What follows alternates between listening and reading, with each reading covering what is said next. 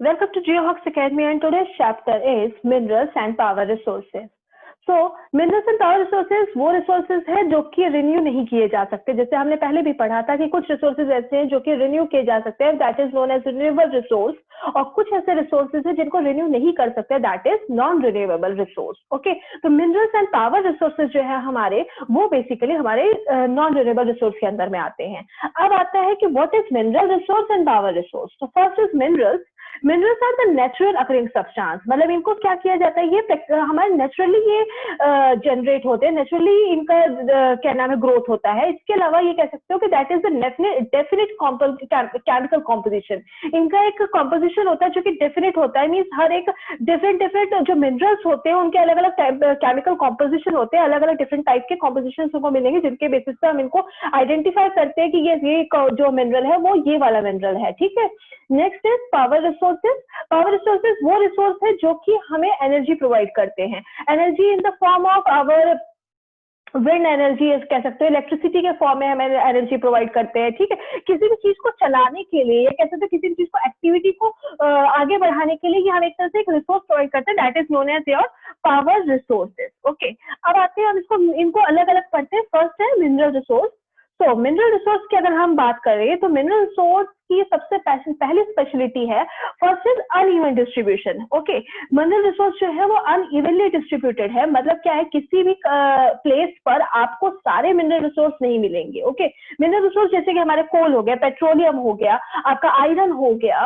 Okay, different metals जो होते हैं, हम जितने भी मेटल्स जो अपने आसपास आप चारों तरफ देख रहे हैं, आप पूरे तरह से अभी कह सकते हो कि मिनरल रिसोर्सेज से घिरे हुए हैं। आपके घर में बहुत सारी, जैसे लाइक ये कह सकते हो कि आपके घर में एसी होगा, ओके, वो किस मेटल से बना हुआ है। उसके अलावा आप देख सकते हैं कि आपके ग्लास होगा, आपके यहाँ पेन होगा, पेंसिल होगा, ये सब देखेंगे आप डिफरेंट मिनरल रिसोर्सेज जिनमें ऐड हैं, तो ये किस तरह से बने हुए हैं। आप इनको देखते हैं कि जो इसका डिस्ट्रीब्यूशन है, आप किसी भी एक प्लेस पर आप ऐसा नहीं पाएंगे कि इनका जो डिस्ट्रीब्यूशन है वो इवन डिस्ट्रीब्यूशन हो, मतलब क्या, अनइवन डिस्ट्रीब्यूशन मीन किसी भी एक प्लेस पे आपको सारे टाइप के मिनरल रिसोर्सेज नहीं मिलेंगे। Okay, next is formed in different geological environment. Okay, different geological environment की अगर बात करते हैं, मतलब क्या है कि आप ये कह सकते हो कि हमारा जो ये बनने का जो प्रोसेस है वो क्या हो सकता है कि आपका इसका टेम्परेचर जो है वो किसी भी एरिया में बहुत इम्पैक्ट करता है। टेम्परेचर के अलावा आपका हो गया उधर का प्रेसिपिटेशन कैसा है।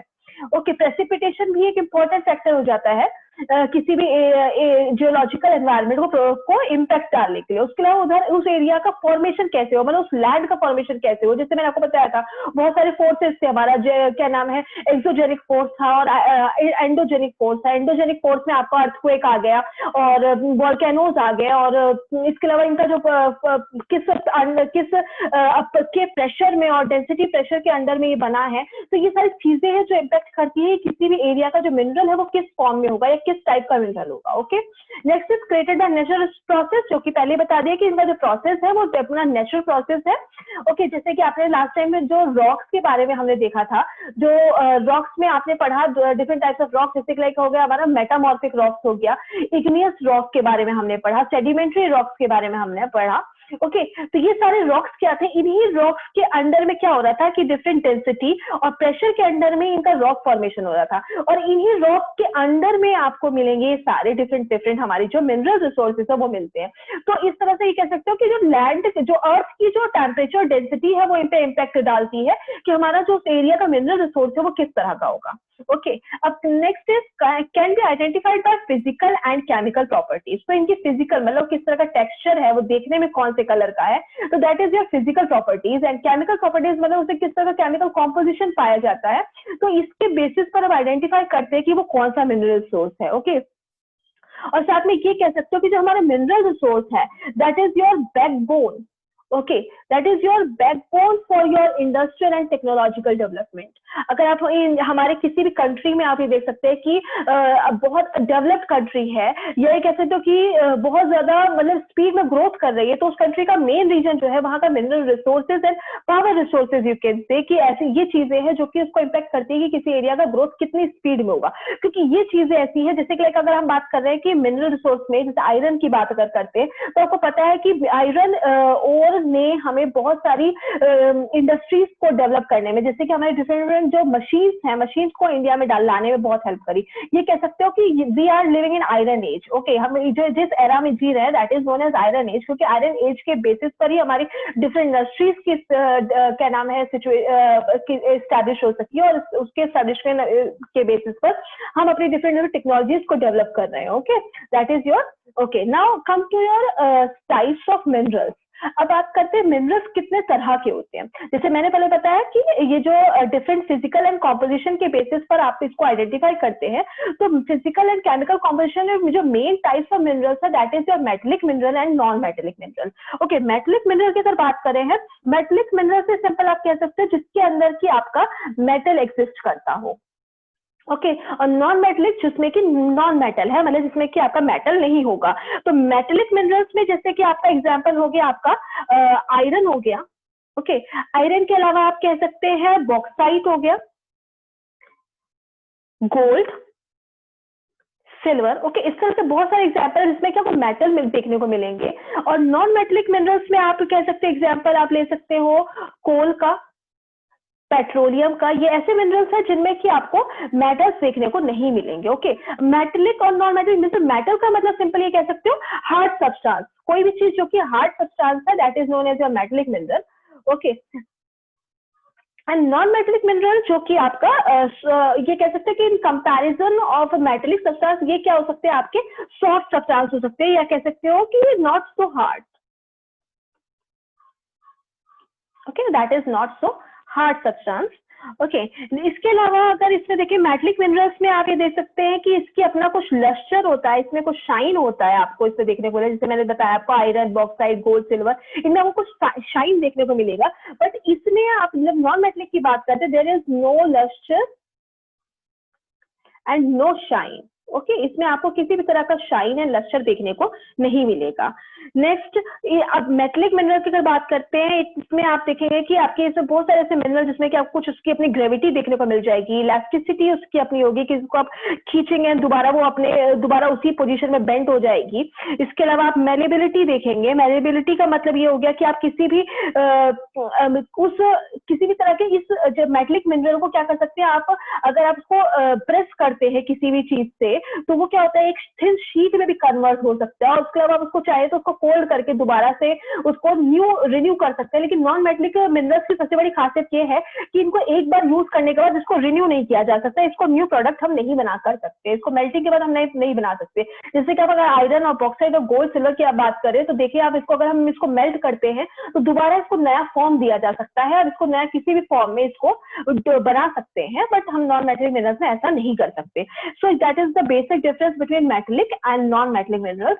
अब मेटेलिक मिनरल्स की बात करें तो मेटेलिक मिनरल्स में अगेन दो तरह के मिनरल्स आपको देखने को मिलेंगे, ferrous and non ferrous. Ferrous तो सिंपली डायरेक्टली ये कह सकते हैं कि that is the connected with iron. Okay, ferrous मतलब जिसमें कि हम आयरन कंटेंट मैक्सिमम देखते हैं, नॉन फेरस जिसमें कि हम आयरन कंटेंट बिल्कुल नहीं देखते हैं। ओके, जिसमें कि कोई आयरन कंटेंट नहीं होता है। और आयरन कंटेंट जैसे कि हमारा एग्जाम्पल फर्स्ट आपका हो गया iron ore, next is your manganese, third you can say chromites. And non ferrous की अगर हम बात करें तो we have gold, silver, lead, copper. ये ऐसे मिनरल्स है जिसमें कि आपको आयरन देखने को नहीं मिलेंगे। So that is your broad classification of types of minerals. Now अब आते हैं हम एक्सट्रैक्शन ऑन मिनरल्स। मतलब अब आपको पता है कि आपके जो मिनरल्स है, मैंने इससे पहले बताया कि डिफरेंट जो अर्थ की जो प्रेशर और डेंसिटी है उसके अंडर में, टेम्परेचर जो है उसके अंडर में ये आपकी जो मिनरल्स है वो बिल्ट होते हैं, वो बनते हैं। ठीक है, अब वो जो जिस भी लेयर पे है, जैसे मैंने आपको बताया कि आपके इग्नियस रॉक्स है, सेडिमेंट्री रॉक्स है, मेटामॉर्फिक रॉक्स है, तो इससे किस लेवल पर ये कहाँ पर होंगे मिनरल्स, उनको क्या किया जाता है, एक्सट्रैक्ट किया जाता है, मतलब उनको बाहर निकाला जाता है और उसको अपने अकॉर्डिंग उसको यूज करने के मतलब ट्राई किया जाता है। तो एक्सट्रैक्शन में आपको तीन टाइप के मिनरल्स एक्सट्रैक्शन दिखेंगे। First is your mining, second is your drilling and third is your enquiring. Okay, तो अगर हम माइनिंग की बात कर रहे हैं तो माइनिंग में मेन चीज क्या है, इसमें क्या करते हैं कि आप इसमें रॉक्स में से जो कि आपके अर्थ सरफेस के अंदर में रॉक्स है, उससे आप क्या करते हैं, माइनिंग करते हैं अपने मिनरल्स को। ओके, जैसे कि आपके इसमें दो तरह के क्या नाम माइनिंग होते हैं। First is your open cast mining and next is your shaft mining. तो ओपन कास्ट माइनिंग से सिंपली आपको सिंपल समझ आ रहा होगा, that is your very close to earth surface. मतलब क्या है कि इसे बहुत ज्यादा डीप माइनिंग नहीं करनी होती, इसमें आपको अर्थ सरफेस के बहुत ज्यादा अंदर जाके नहीं, बस थोड़ा सा खुदाई करने पे आपको इसमें माइनिंग आपके जो मिनरल्स है वो फाउंड कर लेते हैं आप। ओके, ये जैसे कि आपका हो गया कोल, कोल के लिए आपको बहुत ज्यादा डीप माइनिंग करने की जरूरत नहीं पड़ती है। एज इट इज अगर आप बात करते हैं शाफ्ट माइनिंग की, तो शाफ्ट माइनिंग का सिंपल मतलब क्या होगा, डीप बोर्स करना पड़ता है। मतलब क्या, इसमें बहुत ज्यादा गहरी खुदाई करनी पड़ती है। और इसमें आपका एग्जाम्पल हो गया जैसे कि आपका पेट्रोलियम हो गया, पेट्रोलियम आपको बहुत अंदर में मिलेगा आपको अर्थ सरफेस के। उसके बाद नेचुरल गैसेस जो हो गई वो भी आपकी बहुत अंदर में मिलेंगी। तो इस तरह की चीजों के लिए, इस तरह के मिनरल्स के लिए आपको शाफ्ट माइनिंग करनी पड़ती है, और कोल जैसे मिनरल के लिए आपको ओपन कास्ट माइनिंग करनी पड़ती है। Okay, next is your drilling. तो ड्रिलिंग का सिंपल मतलब क्या है, जैसे आपको पता है कि बाय डीप, इसमें क्या करते हैं, आपको डीप वेल करे जाते हैं, मतलब क्या डीप कुएं खोदे जाते हैं, और एक मशीन के थ्रू अंदर एक क्या नाम है, कुएं खोदे जाते हैं। इसमें बेसिकली आपको इसकी जो ड्रिलिंग होती है वो बेसिकली आपको जरूरत पड़ती है ऑयल्स को निकालने के लिए एंड नेचुरल गैसेस को निकालने के लिए। ओके, नेचुरल गैसेस को जब हम अर्थ से निकालना होता है तो इस तरह की ड्रिलिंग करी जाती है। ये आपका बेसिकली इंडिया में ONGC के थ्रू किया जाता है। ONGC is oil and natural gas commission के कमीशन है जो इंडिया में, इसमें उसके थ्रू ये ड्रिलिंग की जाती है उसके अंडर में। Next is enquiring. Enquiring again जो है वो भी ऑलमोस्ट अभी कह सकते हो शाफ्ट माइनिंग से मिलता जुलता है, शाफ्ट नहीं सॉरी ओपन कास्ट माइनिंग से मिलता जुलता है, जिसमें कि क्या कह सकते हो कि ये ऐसी माइनिंग जिसमें कि बहुत ज्यादा अर्थ के करीब होती है। इसमें मतलब क्या होता है कि इसमें बहुत ज्यादा डीप जाने की जरूरत नहीं पड़ती है। इसकी जितनी भी माइनिंग होती है वो बहुत ज्यादा अर्थ के एकदम नजदीक होती है, दैट इज योर क्वायरिंग। सो तीन तरह की माइनिंग हो गए। आई थिंक आपको समझ आ गया। अगर कोई कुछ डाउट है तो आप पूछ सकते हैं कमेंट बॉक्स में। Okay, now distribution of mineral resources. तो हम यहाँ बात कर रहे हैं कि हमारा जो मिनरल रिसोर्सेज है वो अर्थ पर कहाँ कहाँ डिस्ट्रीब्यूट है और किस तरह से डिस्ट्रीब्यूट है, या कह सकते हैं कौन कौन से प्लेसेस पर ये डिस्ट्रीब्यूट है। तो हम डिस्ट्रीब्यूशन की अगर बात करें तो हम मिनरल रिसोर्सेज को दो तरह से समझेंगे यहाँ पर। फर्स्ट तो हम समझ रहे हैं कि हम जो मिनरल्स हैं उनके बेसिस पर कि आयरन कौन सी स्टेट में, कौन सी कंट्री में सबसे ज्यादा रिजर्व पाया जाता है, या फिर कौन से सबसे ज्यादा प्रोड्यूसर कौन सा है उसका, मतलब उसको प्रोड्यूस करने वाला कौन सा। रिजर्व का मतलब क्या हो गया, जो नेचुरली वहां पर मिलता है, और प्रोड्यूसर का मतलब क्या हो गया कि उसको दोबारा एक्सट्रैक्ट करके उसका यूज करना और उसको क्या नाम है अपने लिए यूजेबल बनाना, that is known as the producer. Okay, तो आपका रिजर्व एंड प्रोड्यूसर जो है आपकी, मैं इनको इसमें अलग अलग हम देखेंगे। इसके अलावा इसी डिस्ट्रीब्यूशन को हम दूसरे तरह से समझेंगे, जिसमें कि हम अपने कॉन्टिनेंट वाइज देखेंगे कि किस कंट्री, किस कॉन्टिनेंट में कितने कौन कौन से आपके मिनरल सबसे ज्यादा पाए जाते हैं। तो फर्स्ट हम बात करते हैं distribution on the basis of mineral resources. So अगर हम बात करते हैं आयरन की, तो हमारा आयरन जो है सबसे ज्यादा आपको मिलेगा, रिजर्व जो इसका सबसे ज्यादा मिलेगा वो है आपका ऑस्ट्रेलिया में। ओके, ऑस्ट्रेलिया में वर्ल्ड का 29.4% जो आयरन रिजर्व है वो आपको देखने को मिलेगा। और अगर प्रोडक्शन की बात करें, मतलब सबसे ज्यादा प्रोड्यूसर कौन सा है, कौन सी कंट्री या कॉन्टिनेंट है, तो अगेन वो आपका ऑस्ट्रेलिया ही है। ऑस्ट्रेलिया के बाद सेकेंड प्लेस आपका ब्राजील हो सकता है। ब्राजील जो है आपका एक अच्छा जो कह सकते हो high grade iron ore provide कराता है ब्राजील आपका। Next is manganese. अगर मैंगनीज देखें तो आपका फर्स्ट कंट्री आ जाती है इसमें आपकी साउथ अफ्रीका। साउथ अफ्रीका में आपको सबसे ज्यादा रिजर्व देखने को मिलेगा मैंगनीज का। और अगर प्रोडक्शन की बात करें तो अगेन जो प्रोडक्शन है वो आपका साउथ अफ्रीका में ही देखने को मिल रहा है। और सेकेंड प्रोडक्शन जो है आपका वो देखने को मिलेगा आपको चाइना में। ये सेकेंड हाईएस्ट प्रोडक्शन जो है आपका चाइना में है। And next is your Australia. Okay, next bauxite अगर बात करते हैं तो अगेन बॉक्साइट जो है आपका Guinea in south America, Australia and China. मतलब जो आपके नंबर वाइज दे रखे हैं मैंने, तो ये कह सकते हो कि आपका first, second and third number पे इस तरह से आपको रिजल्ट देखने को मिलेंगे। और इसके अलावा अगर हम देखें कि इसका जो प्रोड्यूसर्स है, सबसे ज्यादा कौन सा प्रोड्यूसर है, तो आपका इसका सबसे ज्यादा जो प्रोड्यूसर है बॉक्साइट के वो है चाइना। और उसके अलावा आपका नेक्स्ट हो गया रशिया एंड कनाडा। तो आप ये देख सकते हैं, इसमें एक डिफरेंस आप देख रहे हैं कि बॉक्साइट का रिजर्व जो है सबसे ज्यादा इन कंट्रीज में है, और उसके अलावा प्रोड्यूसर जो है वो थोड़ा सा चेंज हो गया, प्रोड्यूसर सबसे ज्यादा चाइना हो गया इसका, next is Russia and third is Canada. Okay, now come to copper. अगर हम कॉपर देखें तो Chile and USA, Chile in south America and USA in north America. And अगर हम प्रोड्यूसर की बात करें तो अगेन सेम कंट्री है चिली, एंड उसके बाद आप देखते हैं China and Peru. Okay, again मतलब क्या होगा कि अब प्रोड्यूसर जो है थोड़ा सा चेंज आ गया, चिली तो आपका फर्स्ट पे ही, लेकिन आपका जो प्रोड्यूसर बात करें तो चाइना एंड पेरू हो गया आपका सेकेंड नंबर पे।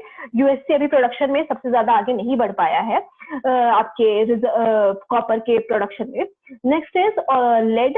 अगर हम लेड देखें तो आपका हाईएस्ट जो लेड डिपॉजिट है वो आपको देखने को मिलेगा ऑस्ट्रेलिया में। एंड प्रोडक्शन जो आप देखेंगे अगेन आपका जो प्रोडक्शन है वो आपको देखने को मिल रहा है ऑस्ट्रेलिया में। एंड नेक्स्ट हाईएस्ट प्रोडक्शन मिलेगा आपको इसका चाइना में। Next is Russia. Okay, third largest producer is Russia. Tin, tin के मामले में अगर देखें तो China is your largest, China has largest reserve of tin. और अगर प्रोडक्शन देखें तो again China is the highest producer. And इसके चाइना के अलावा आप देखेंगे इंडोनेशिया है जो टिन का हाईएस्ट प्रोड्यूसर है। Peru is third highest producer. Okay, निकल, निकल के मामले में Indonesia is the has highest reserve. And till 2015 अगर देखें तो ये 2015 तक का डेटा है। टिल 2015 फिलीपींस जो है वो आपका हाईएस्ट प्रोड्यूसर है निकल का। इसके अलावा Russia and Canada. Okay, so next आ जाते हैं गोल्ड पर। गोल्ड में अगर हम हाईएस्ट रिजर्व की बात करें तो यूएस में आपका हाईएस्ट रिजर्व मिलेगा। ओके, यूएस मतलब यूनाइटेड स्टेट ऑफ अमेरिका। तो यूनाइटेड स्टेट ऑफ अमेरिका में आपको देखेंगे कि यूएसए में आपको गोल्ड का हाईएस्ट रिजर्व मिल रहा है। इसके अलावा जर्मनी में आपको सेकेंड हाईएस्ट रिजर्व आपका जो देखेंगे वो आपको जर्मनी में है। और हाईएस्ट प्रोडक्शन अगर देखें तो आपका साउथ अफ्रीका जो है वो गोल्ड का लार्जेस्ट प्रोड्यूसर है। ओके, लार्जेस्ट प्रोड्यूसर अगर आप देखें तो that is your south Africa.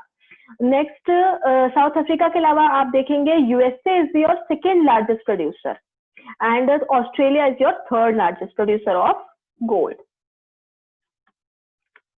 Diamond के देखें तो डायमंड के मामले में आ जाता है, डायमंड के मामले में आपका रशिया जो है वो आपका हाईएस्ट रिजर्व प्रेजेंट कर रहा है। एंड साथ में democratic Republic of Congo.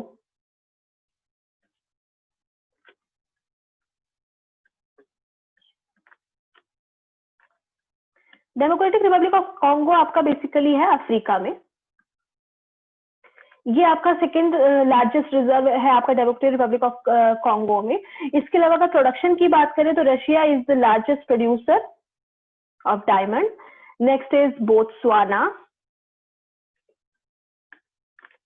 Third is again democratic Republic of Congo. Silver की अगर देखें तो सिल्वर के मामले में Peru is your has largest producer reserve, largest reserve. And next is Poland. Poland has largest reserve, second largest reserve. And production की बात करें तो मैक्सिको में आपका Mexico is your largest producer of silver. Next is Peru. And third is China. Okay. Uranium की अगर देखें तो यूरेनियम के मामले में ऑस्ट्रेलिया में सबसे ज्यादा रिजर्व्स आपको देखने के मिलेंगे। ऑस्ट्रेलिया के अलावा आपको दिखेंगे कजाकिस्तान में। एंड इसके अलावा कनाडा। थर्ड जो रिजर्व कह सकते हैं, थर्ड नंबर पे सबसे ज्यादा रिजर्व जो है वो आपकी कनाडा में है। एंड इसके अलावा जिंक की अगर बात करते हैं, जिंक इज योर ऑस्ट्रेलिया। सबसे ज्यादा आपका जो जिंक है वो रिजर्व आपको मिलेगा ऑस्ट्रेलिया में। और सबसे ज्यादा प्रोडक्शन जो मिलेगा वो अगेन आपको ऑस्ट्रेलिया में देखने को मिलेगा। Next is China and third is Peru. और टंगस्टन की अगर बात करते हैं,